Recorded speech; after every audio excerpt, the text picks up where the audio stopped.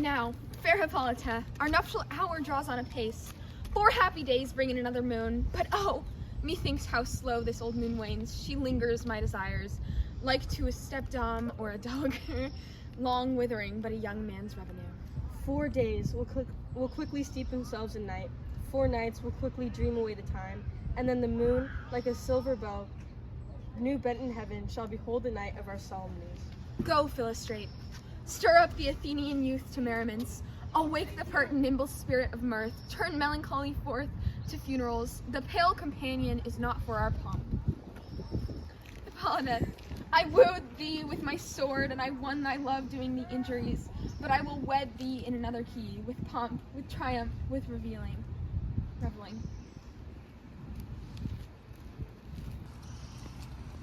Happy be Theseus, or renowned Duke. Thanks, good Aegeus. What's the news with thee? Full of vexation come I, with complaint against my daughter Hermia. Stand forth, Demetrius, my noble lord. This man hath my consent to marry her. Stand forth, Lysander. Thou hast given, and my gracious Duke, this man hath bewitched the bosom of my child. Thou, Lysander, thou hast given her rhymes and interchanged love tokens with my child. Thou hast by moonlight at her window snug, with feigning voice verses of feigning love, and stolen the impression of her fantasy, with bracelets of thy hair, rings, gauds, conceits, knacks, trifles, nosegays, sweetmeats, messengers. Of strong prevailment, in unhardened youth, with cunning hast filled thou flitched with my daughter's heart. Turned her obedience, which is due to me, to stubborn harshness, and my gracious Duke, be it so, she will not hear before your grace consent to marry with Demetrius. I beg the ancient privilege of Athens, as she is mine, I may dispose of her, which shall be either to this gentleman or to her death, according to our law, immediately provided in that case. What say you, Hermia? Be advised, fair maid. To you, your father should be as a god, one that composes your beauties, and one to whom you are but as form in wax, by him imprinted, and within his daughter to leave, within his power to leave, the figure or disfigure it. Demetrius is a worthy gentleman. So is Lysander. But in himself he is, but in this kind, wanting your father's voice, the other must be held the worthier. I would my father look, but with my eyes. Rather your eyes must with his judgment look. I do entreat your grace to pardon me.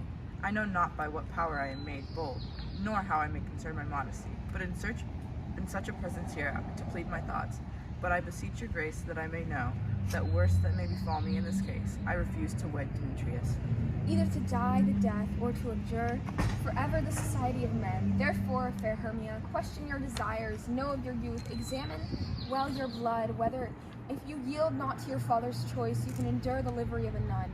For I, to be in shady cloister mewed, to live a barren sister all your life, chanting faint hymns to the cold, fruitless moon, thrice blessed that they mastered so their blood to undergo such maiden pilgrimage. But earthier happy is rose distilled than that which, withering on the virgin thorn, grows, lives, and dies in single blessedness. So will I grow, so live, so die, my lord. Ere I will yield my virgin pride, up until his lordship, whose unwished yoke my soul consists not to give sovereignty. Take time to pause, and by next new moon, the sealing day betwixt my love and me for everlasting bond of fellowship. Upon that day, either prepare to die for disobedience to your father's will, or else to wed Demetrius, as he would, or on Diana's altar to protest. For I, austerity and simple life. Sweet Hermia, and Lysander yield thy crazed title to my certain right. You have her father's love, Demetrius. Let me have Hermes. Do you marry him? Scornful Lysander, true, he hath my love, and what is mine, my love shall render him. And she is mine, and all my right of her I estate unto Demetrius. I am my lord, as well derived as well possessed. My love is more than his, my fortune every way as fairly ranked, if not with vantage, as Demetrius, and which is more than all these boasts can be. I am beloved and of beauteous Hermia. Why should not I then prosecute my right? Demetrius, I'll to his head, made love to Nadar's daughter Helena, and won her soul. And she, sweet lady, devotedly dotes in idolatry upon this spotted and inconsistent man. I must confess that I have heard so much, and with Demetrius thought to have spoke thereof, but being overfull of self-affairs, my mind did lose it. But Demetrius, come, Aegeus, you shall go with me. I have some private schooling for you both. For you, fair Hermia, you arm yourself to fit your fancies at to your father's will, or else the law of Athens yield you up, which by no means we may accentuate, to death or to a vow of single life. Come, my Hippolyta. What cheer, my love. Demetrius and Aegeus, go along. I must enjoy you in some business against our nuptial, and confer with you of something nearly that concerns yourselves. With duty and desire, we follow you.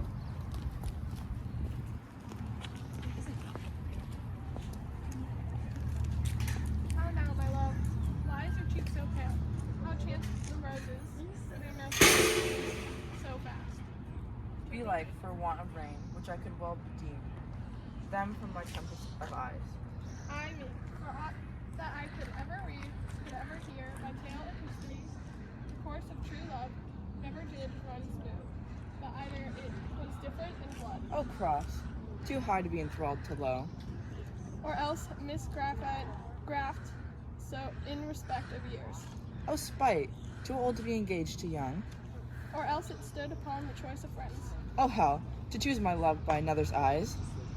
or if there were a sympathy in choice, war, death, or sickness did lay sage to it, making it momentary, as a sound, swift as a shadow, short as any dream, brief as the lightning in the collided night, that in a spleen unfolds both heaven and earth, and a man hath power to say, behold, the jaws of darkness do devour it up. So quick, bright things come to confession. If then true lovers have been ever crossed, it stands as an edict in destiny. Then let us teach our trial patience, because it's a customary cross. As you to love as thoughts and dreams and sighs, wishes and tears, poor fancy's followers. A good persuasion, therefore, hear me, Hermia. I have a widow on a dowager of great revenue, and she hath no child. From Athens is her house, remote 7 leagues, and she respects me as her only son. There, gentle Hermia, may I marry thee, and to that place the sharp Athenian law cannot pursue us. If thou lovest me, then steal forth my father's house tomorrow night, and in the wood a league without the town, where I did meet thee once with Helena, to do observance till a morn of May. There will I stay for thee.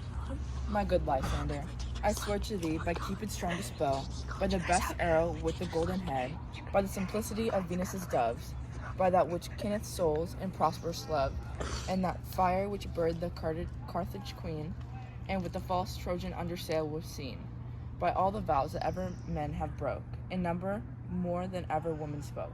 In that same place thou hast appointed me. Tomorrow truly I will meet with thee. He promised, love. Look, here comes Helena. Godspeed, fair Helena. Whither away? Call you me fair, that fair again unsay. Demetrius loves your fair. Oh, happy fair. Your eyes are lodestars and your tongue sweet air. More tunable than lark to shepherd's ear. When wheat is green, when hawthorn buds appear. Sickness is catching, oh, were favor so. Yours would I catch, fair Hermia, ere I go. My ears should catch your voice, my eye your eye. My tongue should catch your tongue's sweet melody. Were the world mine, Demetrius being baited. The rest I'd give to be to you translated. Oh, teach me how you look, and with what art you sway the motion of Demetrius's heart. I frown upon him, yet he loves me still. Oh, that your frowns would teach my smiles such skill. I give him curses, yet he gives me love. Oh, that my prayers should be such affection move. The more I hate, the more he follows me. The more I love, the more he hates me. This folly, Helena, is no fault of mine. None but your beauty, would that fault were mine. Take comfort, he no more shall see my face. Lysander and myself will fly this place.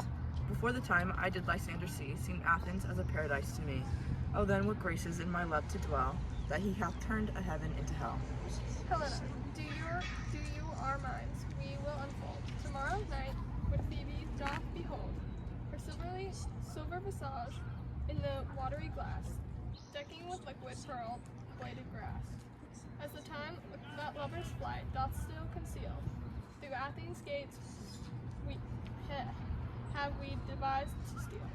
And in that wood where often you and I upon faint primrose beds were wont to lie, emptying our bosoms of their counsel sweet, there my Lysander and myself shall meet, and thence from Athens turn away our eyes to seek new friends in strangers' company.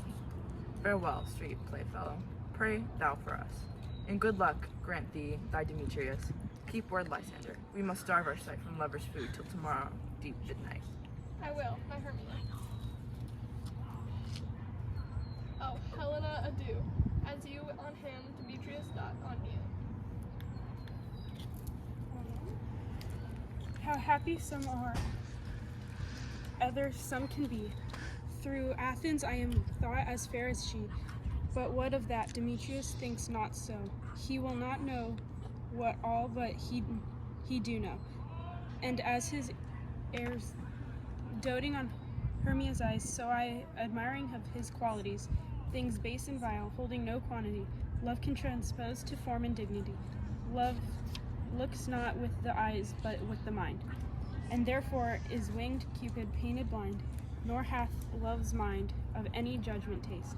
Wings and no eyes, figure, unheedy taste, and therefore is love said to be a child, because in choice he is so oft behold, as waggish boys in game themselves forswear. So the boy love is perjured everywhere, for ere Demetrius looked on Hermias, he hailed down oaths that he was only mine, and when his hail some heat from Hermia felt, so he dissolved, and showers of oaths did melt.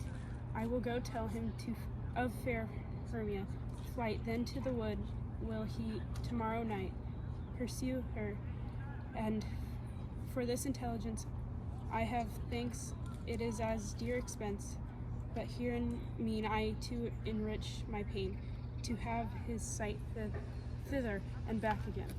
Company here? You were best to call them generally, man by man, according to the script.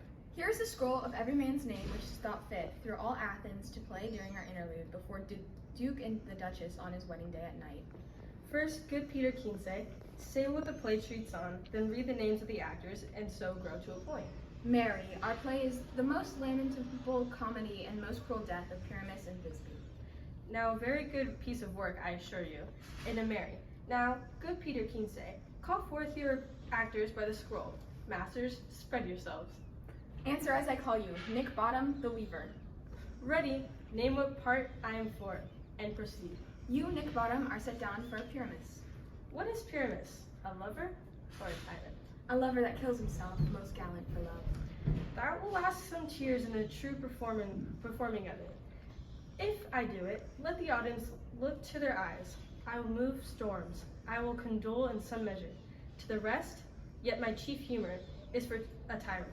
I could play Heracles, rarely, or a part to Terracadon, to make all spilt. The raging rocks and shivering shocks shall break the locks of Praetor's gates, and Phoebus' car shall shine from far, and make and mar the foolish fates. This was lofty. Now name the rest of the players. This is Heracles' vein, a tyrant's vein. A lover is more condoling. Francis Flute, the bellows mender. Here Peter Kinsey. Flute, you must take Thisbe on you. What is Thisbe, a wandering knight? It is the lady that Pyramus must love. Nay, faith, let me not play a woman. I have a beard coming. That's all one. You shall play it in a mask, and you shall speak as small as you will. And I may hide my face. Let me play Thisbe too. I'll speak in a monstrous little voice. Disney, Disney. Ah, Pyramus, my lover dear, thy Thisbe, dear and lady dear. No, you must play Pyramus, and flute, you Thisbe. Well, proceed. Robin Starveling, the tailor. Here, Peter Kinsey. Robin Starveling, you must play Thisbe's mother. Tom Snout, the tinker. Here, Peter Kinsey. You, Pyramus's father, myself, Thisbe's father, Snug the joiner, you, the lion's part. And I hope here is a play fitted. Have you the lion's part written? Pray you. If it be, give it me, for I'm slow of study. You may do it extempore, for it is nothing but roaring. Let me play the lion too. I will roar that I will do any man's heart good to hear me. I will roar that I will make the Duke say, let him roar again, let him roar again. And you shall do it too terribly. You would fright the Duchess and the ladies that they would shriek, and that there were enough to hang us all. That would hang us, every mother's son. I grant you, friends, if you should fright the ladies out of their wits, they would have no more discretion but to hang us. But I will aggravate my voice so that I will roar you as gently as any sucking dove. I will roar you a tweer any nightingale. You can play no part but Pyramus, for Pyramus is a sweet-faced man, a proper man, as one shall see in a summer's day. A most lovely, gentleman-like man, therefore you must needs play Pyramus. Well, I will undertake it. What beard will I best play in? Why, what you will. I will discharge it in either your straw-colored beard, your orange tawny beard, your purple ingrain beard, or your French crown-colored beard, your perfect yellow. Some of your French crowns have no hair at all, and then you will play barefaced, but masters, here are your parts. And I am to entreat you, request you, and desire you, to con them by tomorrow night, and meet me in the palace wood, a mile without the town, by moonlight. We will rehearse, for if we meet in the city, we shall be dogged with company and our devices known. In the meantime, I will draw a bill of properties, such as our play wants. I pray you fail me not. We will meet, and there we may rehearse most obscenely and courageously. Take pains. Be perfect. Adieu. At the Duke's Oak we meet. Enough. Hold or cut bowstrings.